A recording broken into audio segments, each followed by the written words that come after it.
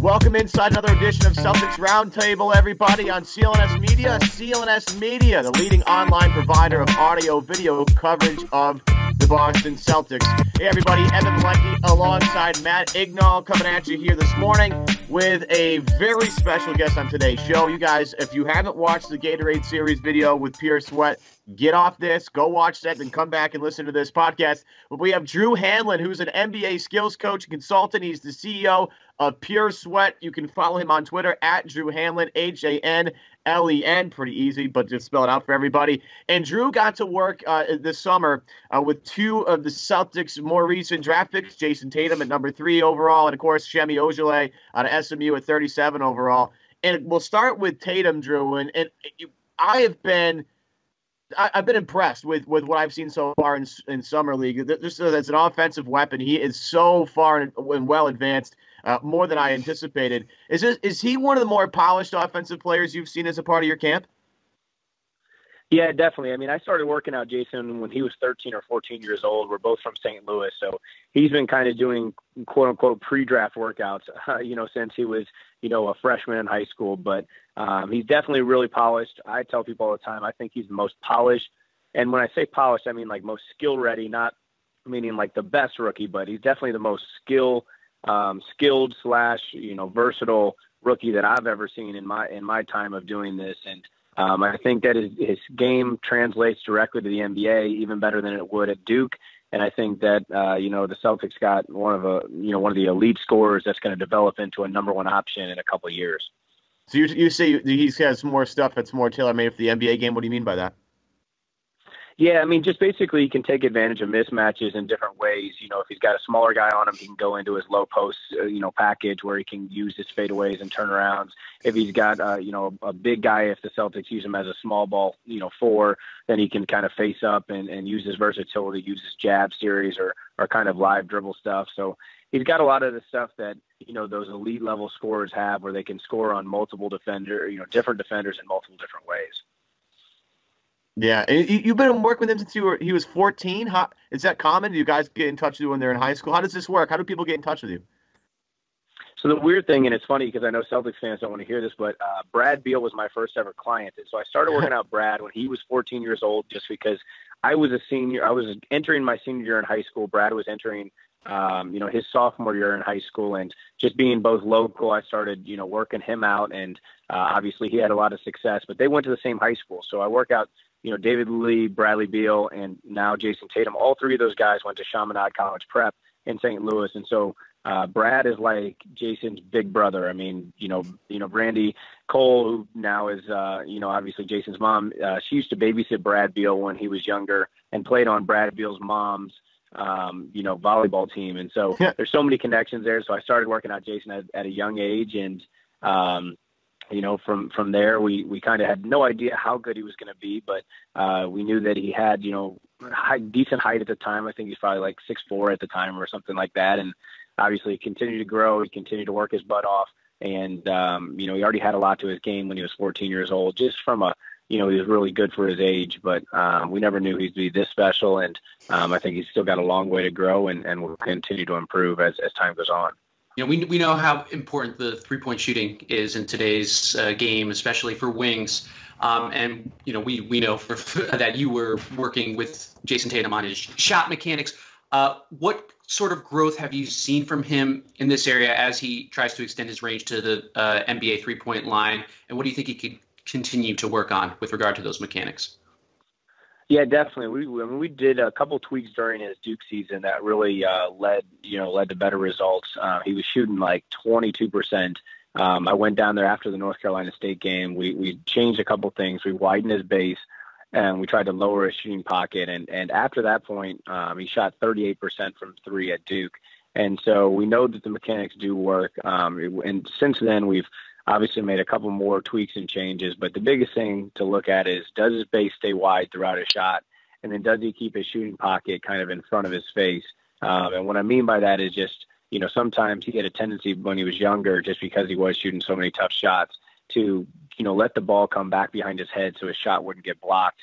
And it's better when the pocket's lower so that you can increase your arc, so that you can improve your drop angle and allow for more room for air. So we just lowered his shooting pocket down to right above his kind of right eye, his shooting eye, which is where you want it ideally, where you can still see with both eyes, have good vision, but it's low enough so that you can use your arm, your elbow, and your wrist to kind of generate power and generate like a high, smooth, free-flowing shot that has good arc so that you can make more shots. So those are the two big things, is low pocket and wide base.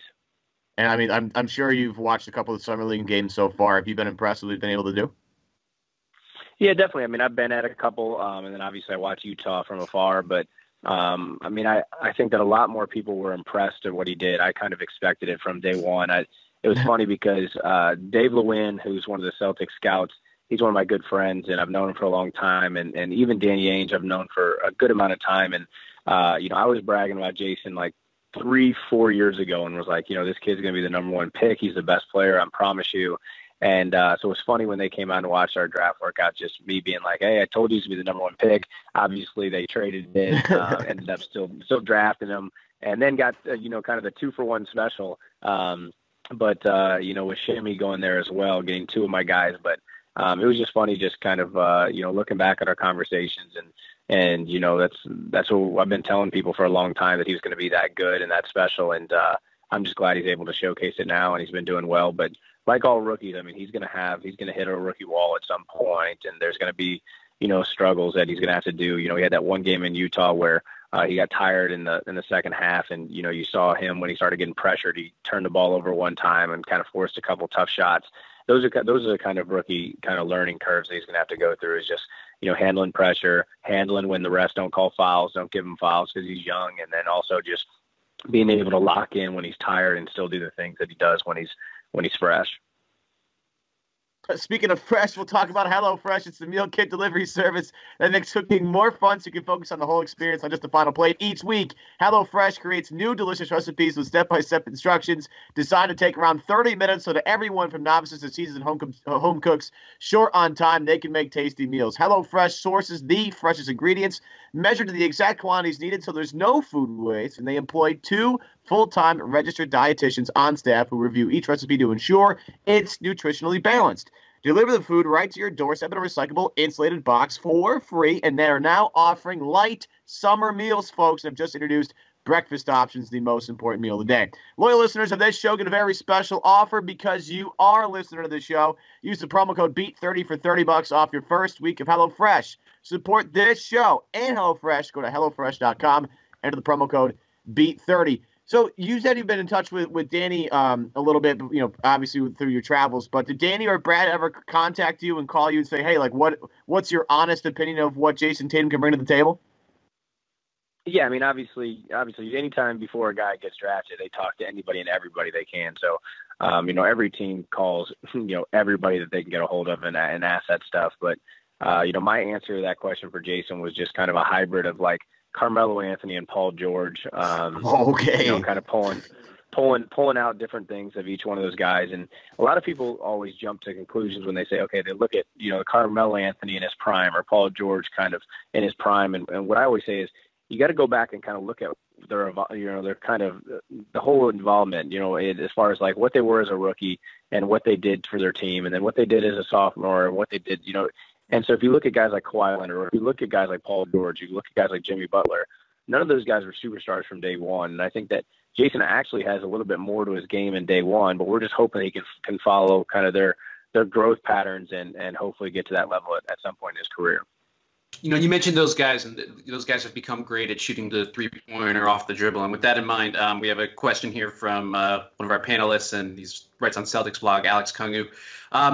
He wanted to ask you, what are your thoughts after watching Summer League? What are your thoughts on Tatum's new form, and how do you think that he can feel more comfortable shooting off the dribble from three-point range? Yeah, I mean, I think it's just something he continues to work on. If you look at kind of how I've helped Zach LaVine and Andrew Wiggins, it's definitely something that's really obvious. With Zach LaVine, we changed his shot right out of UCLA, and you saw an immediate improvement off the catches year one, and then we worked on off the dribble year two. And Zach was shooting 40% from three, averaging 20 points a game before he went down last season. And his numbers took a hit the last couple of games when he played with that knee injury. Andrew Wiggins last year only could shoot off the catch. That was the only thing we worked on. And then this summer we're working on off the dribble. So it's kind of a 2-year process. You can kind of patch it up and try to make it a 1-year process, but it really takes 2 years. So I think that he'll shoot really well off the catch. We're hoping he shoots really well off the dribble, but I think that, in year 2 will be when he really feels 100% comfortable, shooting shots off the dribble with, NBA length on them. So I think it'll be just kind of something that, like everybody else, I think everybody wants immediate results right away, but, and I think that you will get, a guy that's way more polished than any of the guys I've ever had. And that's including guys, you guys know who my clientele are. A lot of those guys have, very skilled games, and he's up there with any of them. So I think that it's just going to be a continuous process of just kind of tweaking and making sure that he's comfortable, confident, and consistent with the mechanics. And if those 3 things happen, then I think that's when he'll be a really special player. Yeah, we're all super excited to see what he brings to the table. Every single summer league has been kind of a fun watch, and he pulls out some Dirk fadeaway every once in a while, and he makes it go, oh man, like he's 19 and doing this kind of stuff. I can't wait until a couple of years down the road where he's gotten up to speed. Like the one thing about Jayson is like I've noticed that sometimes he's a little methodical because you can see him like kind of the gears are moving. And he's thinking about how to set the guy up and.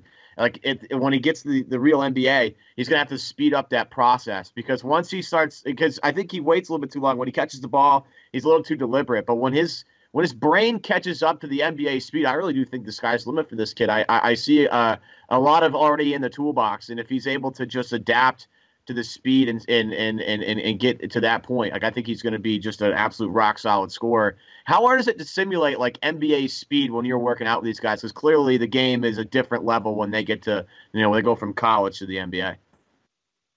Yeah, it's actually a lot easier to do what he's doing than a lot of my guys. So guys like Zach LaVine and Jordan Clarkson, they were too rushed and sped up, and it's really hard to slow guys down. That takes years. But to speed guys up, it actually happens pretty quick. So for a guy like Jayson who can make the progressive reads like he does, just to make him quicker and faster, that's actually a really short kind of turnaround and change. So I think it'll adapt right away. I would rather have a guy methodical that kind of knows how to progressively read defenses, knows how to read, not only his defender, but also secondary defenders, et cetera. So, he's a real high IQ player. Like I said, he's worked his butt off. He studies film. I think that, Brad Stevens and him will get along really, really well just because I've known Brad since even his Butler days. And I know how much he loves film and values kind of teaching and learning. And so I think they're going to be a great fit, and I think that Jayson will adapt just fine. Quick question here. What do you think that Jayson Tatum might be able to showcase in the NBA that he didn't get a chance to for whatever reason at Duke? I mean, I think really he's just going to do a lot more of what you guys saw at Summer League. I think he's going to be able to provide, the ability to score in late shot clock situations. I think that he's going to be able to sprint in the wings and basically be a guy like that. But I think the one thing that Coach Stevens will help him most with is just his versatility on defense. I think he's so long. He does move well. And I think that as he continues to improve his defense, and he can become a guy that's really, really good on both ends. Let's get to Semi really quickly before I let you go here, because Semi, you look at him, and we kind of talked about this before we started recording. Semi must have like one of the most NBA-ready bodies that you've had in your camp, like for all time, right? Like I look at him, and he just looks like a guy that you could plop on the floor at day one, and he'd figure it out defensively, at least, right? Yeah, definitely. I mean, it's funny because when he came to our pre-draft house, and the first time he was walking around after showering, we were like, Shimmy, like when you walk to the NBA Combine, don't put a shirt on. Just take your shirt off and walk around and let all the scouts just ooh and ah over how ripped you are and how NBA ready your body is.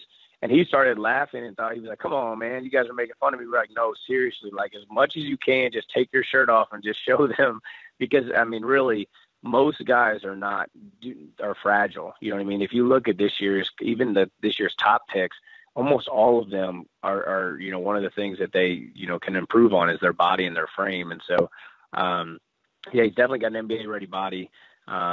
People were torn if he was a 3 or a 4 in kind of the pre-draft process. He's a guy that can play both. I think he's definitely naturally more of a 3 because he can shoot the ball. And he's a guy that, is showcased that he can really play defense. People were honestly questioning if he could play defense. That was one of his big knocks in the pre-draft, was he didn't move his feet laterally well enough. And we spent about 45 minutes a day on it, which I don't know how much fans know, but getting players, NBA players, to play 45 minutes of defense every day is, it's like telling a kid that they can't watch TV for a month. I mean, it's hard to do. And he bought in, and then obviously, the Celtics have done a good job teaching him their rotations and stuff like that, but he had a really impressive defensive summer league. And so I think that's what he can bring to the table right away, which is awesome because, that's what Celtics need. They need just basically somebody, as many people as possible, as many wings as possible to throw at LeBron to kind of slow him down so that hopefully somebody can throw him in the East. Yeah, I just look at him and I'm like, first off, he must have not listened to your advice because he went 30. Were you surprised he lasted all the way to 37? I was shocked. It was funny because, during the whole thing, once Jayson got picked, obviously some of the Celtics guys hit me and, we're like, blah, blah, now let's get Shimmy at 37. And I was like, no chance. And, and then sure enough, he's there and boom, they grab him off the board. But, no, I think it's, I was surprised just because I saw him day in, day out. One of the best people I've ever worked with. Literally walked around the pre-draft house with a Bible 3 hours a day and just genuinely cares about everybody he interacts with. But for a guy that's that good of a player and that good of a person, they rarely last that long. But I think the Celtics got to steal at 37. What other adjustments do you think that he needs to make in order to get, regular rotation minutes in his early NBA career?